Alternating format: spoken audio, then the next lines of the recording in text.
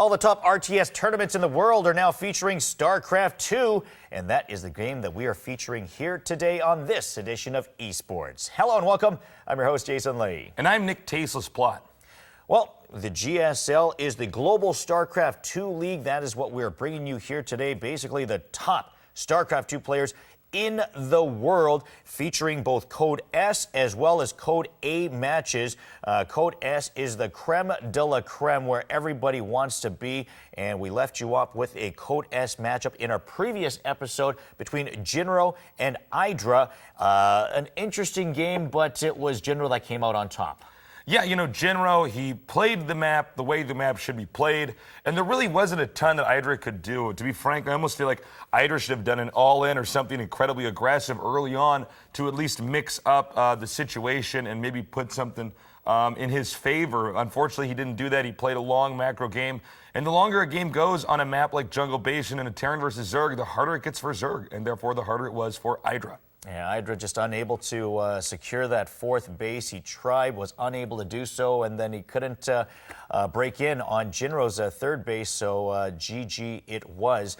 We are going to continue on in Code S in the same group of Group H, which also, once again, this matchup is going to feature Idra again. So let's see if he's able to do any better this time around. His opponent this time, however, is going to be OGS Ensnare. Let's talk about him and how he fits in against Idra. OGS Ensnare was one of the best Terran players during the StarCraft 2 beta. Now in StarCraft 2, now that we're past the beta, the game's just out, it's official. He's had a little bit of a hard time. He's still one of the best Terrans out there. The problem for him is that he's starting to get outclassed by some of these guys. So right now, OGS Ensnare has a lot to prove against Idra, who's easily one of the top 3 best Zergs in the world. All right, well, it's going to be an interesting game as we get set. Let's go to the game.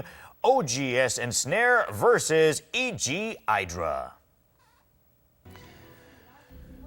All right, we are set to go. Here is our red Terran player. OGS Ensnare. OGS Ensnare is his ID. Better known as Kim Sang-chul, as you had a look at him for a moment there. His opponent is the blue Zerg, EG Idra. EG Idra, starting off in the upper right corner, better known as Greg Fields, and yes, he is not Korean. We have a Grachosaurus Rex on the camera right now. That is, of course, based off of the release, the Graken meme that came out during the Clash of the Titans movie. Grak actually being a misspelling of Greg, which Slayer's Boxer initially misspelled his name. So it's good to see the audience here with a bit of a sense of humor. And it looks as though Ensnare is going to go for a double Hellion opener. This is a very strong move, and it's one that should put Idra in a defensive position. Idra has gone to a double hatchery. He's got the queen out so far. Roach Warren complete as well as we fast forward a little bit into the game. 2 Hellions out as predicted, and there is our Zergling being chased down and wiped out pretty quickly by the Hellions. The one thing that Idra does know is that he knows what he's up against, but he's going to have a difficult time here with these Hellions there, watching over that Zelnaga watchtower. And we are going to have a fast expansion game here. It looks like what Ensnare wanted to do was get out 2 Hellions, control the map, then switch into Marine Siege Tank. I like it. It makes a lot of sense. You're not overdoing it with the Hellions, and you're going to have a pretty strong push timing right after you get that expansion up. That forces Idra into going roaches, and he is collecting some roaches here at the choke point into Ensnare's base, trying to go after that supply depot, actually going after the reactor as well, trying to slow down Ensnare's upgrades. He is doing a great job against his depot, but I think, yeah, with the siege tank coming out here, similar to the StarCraft 1 rush that we oftentimes see with Dragoons and Zealots against a Terran Wallen, similar situation here. Once the siege tank comes out, it's pretty difficult to continue rushing. And that chases Idra off And Ensnare is now ready to expand to his natural expansion as this game kicks into our mid-game area. Both players not being overly aggressive at this point. They seem to be headed towards a macro game, it looks like. Yeah, we're getting a very standard game. This is common for both Ensnare and Idra. These are very textbook-oriented players, not guys that are generally going to do anything too wild and crazy. The Blue Flame Hellion upgrade almost finished here, and this push timing could be pretty deadly, and it could very well cost Idra the game.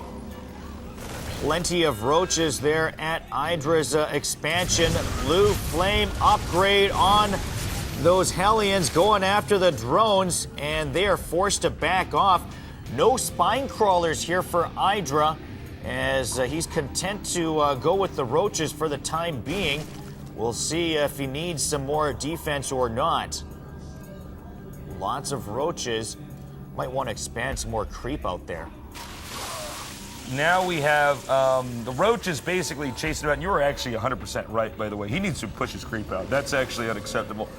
This is pretty early on in Starcraft 2, so the game had not been entirely figured out. But a good Zerg player should always have the creep always moving out everywhere on the map. If you're a top Zerg player, you want to have the entire map covered in creep. Of course, Zerg units are considerably faster on that creep and ability to chase down fleeing units. A good advantage to hold on to. And look at this, Idra now on the counterattack, taking some hits on the command center. As Ensnare now taking a defensive stance, in Idra looking to expand to a third hatchery.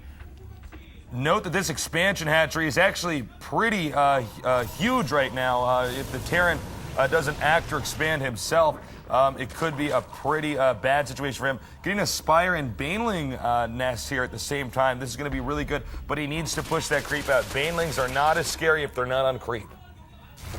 Here come those Blue Flame Hellions, 3 of them at the Xel'Naga Watchtower. The Roaches taking a peek of their own as well. You know what I just noticed is that bunker placement actually stops the SCVs from mining efficiently at the left refinery for the Terran. So that's one little mistake there from Ensnare that might cost him in the long run.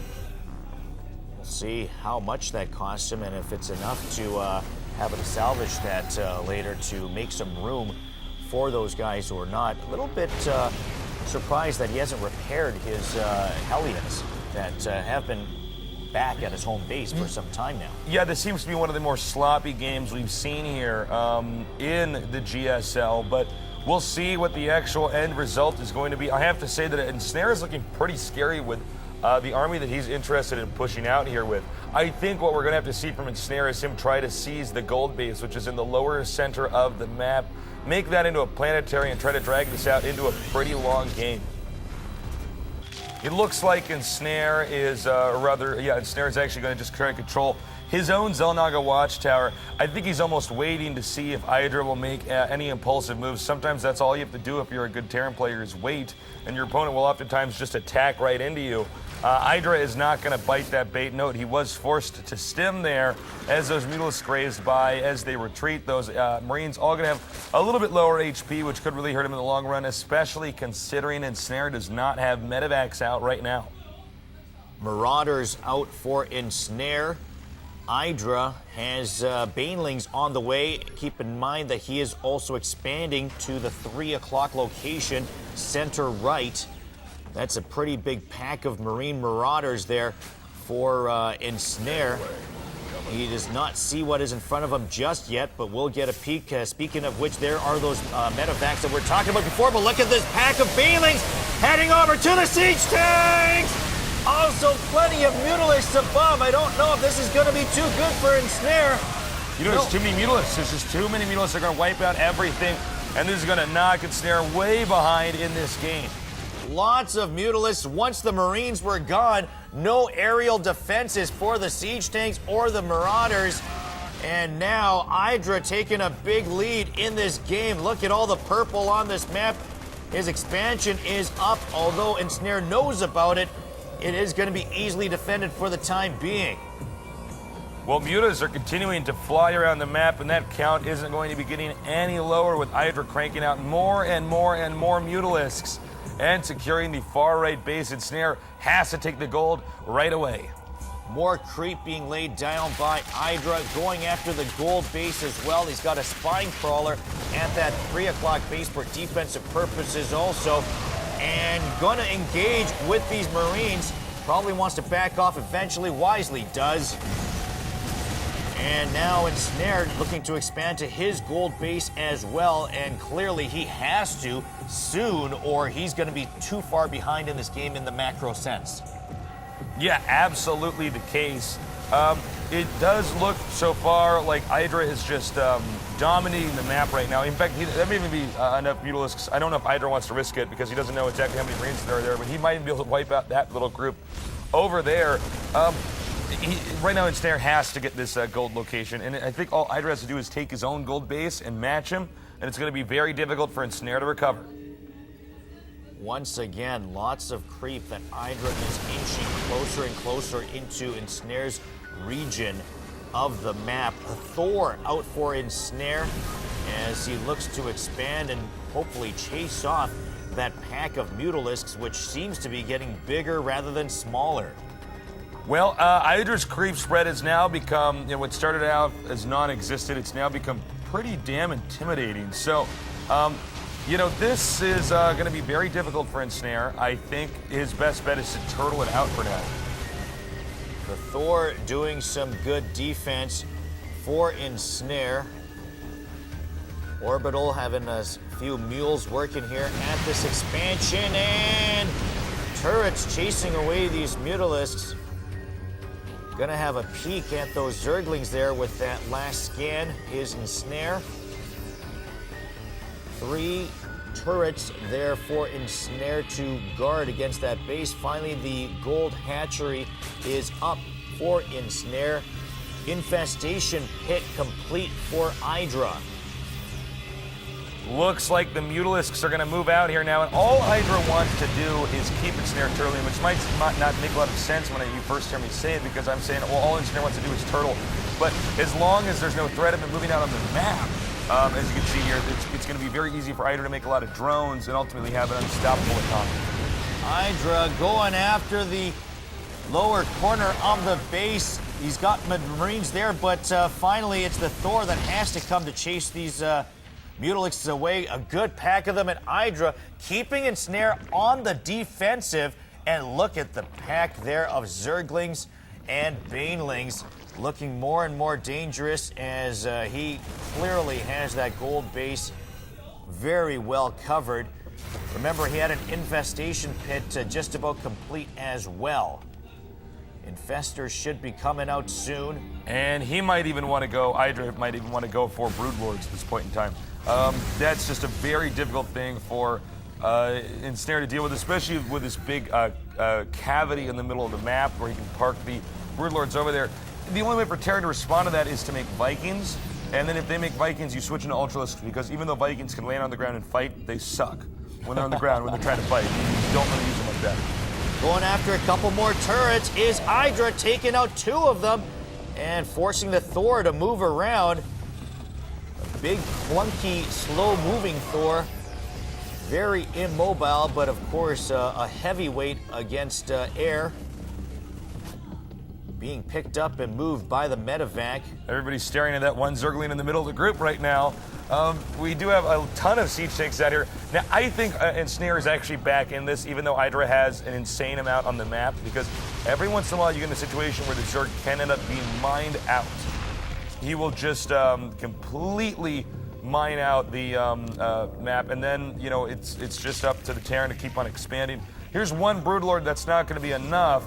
But if you can get about a dozen Broodlords over here, it's going to be very difficult for him to deal with. That was actually a pretty big mistake by Idra. You don't want to tip your hand and show one Broodlord, because after you show one, it's pretty obvious all you're going to want to do is get more. Unless he's trying to show that and go a different direction, I guess could be the only other possibility, scaring him into going to Vikings or not. Maybe. I mean, if I was this ahead, I would just mass up a ton of Broodlords, do as much damage as humanly possible, and then switch to Ultralisks. And the Broodlord goes down quite easily. we'll see if Ensnare is able to get back into this fully or not. More Vikings being massed up, and there is one more Broodlord there for Idra, but as mentioned, not really massing up on them. Yeah, not exactly. I mean, okay, now we have more Broodlords coming up here. I was wondering what was going on in this game. So what Idra wants to do is try to push forward into that gold base, ideally destroy it. And once that damage is done, switch into Ultralisks. Mark my word, he will switch into Ultralisks after the Broodlords have finished their job. Good pack of Marines there. Planetary at the center, or bottom center for Ensnare. Here come the Broodlords, 3 of them with a good heavy force of Mutalisks to help out. A couple of spine crawlers there, 3 of them actually, should be enough to chase away those Marines. These Marauders are a different story, however. Broodlord being hunted down by the Vikings, and Idra not caring too much for that hatchery over on the left side as he lets it fall. And I got to say, Idra's being a little bit too passive at this point in time. You don't need to stay in this position. What you want to do is push out on the map and try to do as much damage as is humanly possible to the Terran. This is the moment where you want to hammer away at some, a player like Ensnare. But I think he's just been a little bit too passive. And frankly, Ensnare's had about 3 or 4 minutes to prepare for the Broodlords. Now, you mentioned earlier that there is the possibility that Zerg can mine himself out. What would you say is the risk at this point of that, something like that happening? It's definitely a possibility. We don't have the drone count on screen. I believe, if he has about 100 drones, it could be something that would occur in the next 20 minutes if this game goes on that long. All right, here come the Broodlords now. And Broodlord's not doing much damage before being shot down by the Vikings. Corruptors going after the Vikings instead now.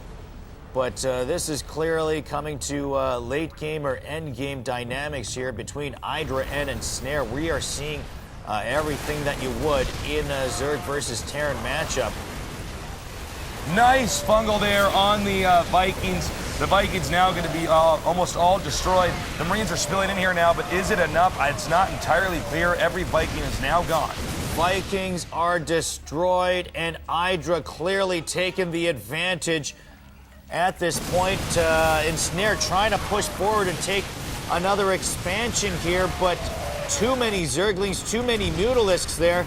And now the Broodlord's doing a lot of damage with only 1 Viking able to defend. 1 Thor there as well. Corruptor there to chase away the Vikings. And Idra looking in good position, but once again playing this very passively. Yeah, he is just so incredibly passive. The Terran has now taken the bottom right location, but this is something I had not factored in, is Idra is controlling the far right expansion. So that means that even if Idra mines himself out, Ensnare actually should run out of money first if we get into this situation. It's sort of at a standstill right now because nobody can really kill the other player. We've said before that often when you're at a stalemate, it's the player that does not attack, the defending player that will often go on to win. Right, you're absolutely correct, and that's generally the case. Now here comes the next phase, is Ultralisks are coming out now. Now if you can get enough Ultralisks and get the right upgrades, it's going to be very, very difficult for the Terran to deal with it. He scans, he sees it, he knows now, but can he react in time? I'm not sure. 3 Ultralisks, remembered a lot of Banelings there as well. Bunkers that are not full. Also, Broodlords here attacking, trying to get a nice angle is Idra, and here he goes in for the big attack. Ultralisk, Banelings doing tons of damage in there. Fungal growth as well by the Corruptors. Oh, look at Idra going in on the attack. And he destroyed the planetary, and that's all he really needed to do. That was something that maintained a perfect position here for the Terran to kind of hold on and stall out this game. Now, the gold base was almost entirely mined out, so economically it's not as big as it is positionally here. But, with just the bottom right base left, Idra continuing to mine the gold as well as the other blue bases on the left and the right side of the map. I don't see any way that Ensnare can recover.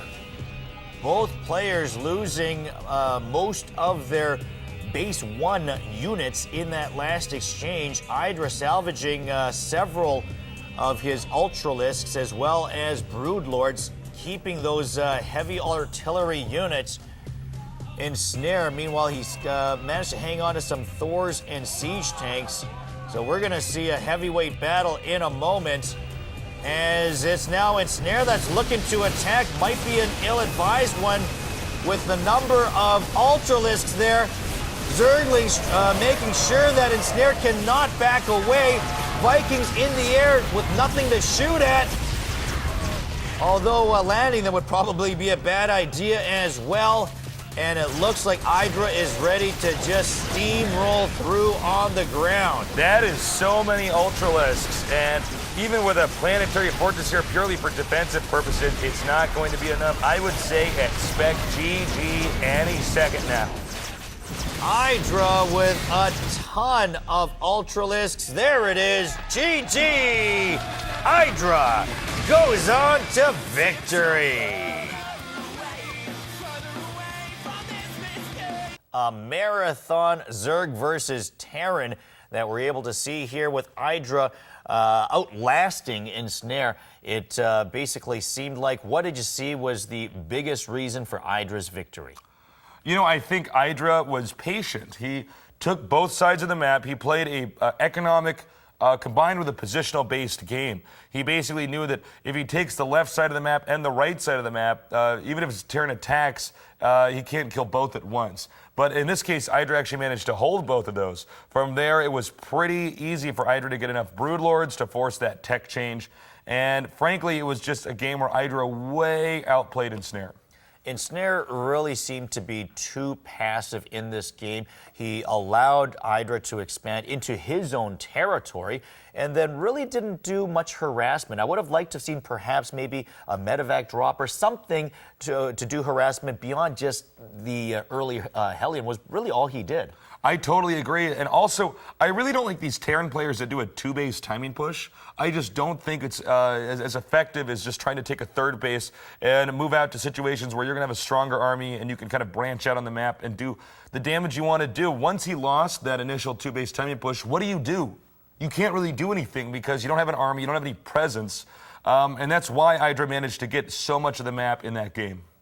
Well, Idra certainly playing a great, solid game this time around, and comes back to defeat Terran in Group H this time as he takes out Ensnare. And of course, Tasteless is going to be back in a moment with further highlights as well as analysis on this game, so stick around for that. And of course, we're going to be back with some more StarCraft 2 action in our next episode, so do join us then also.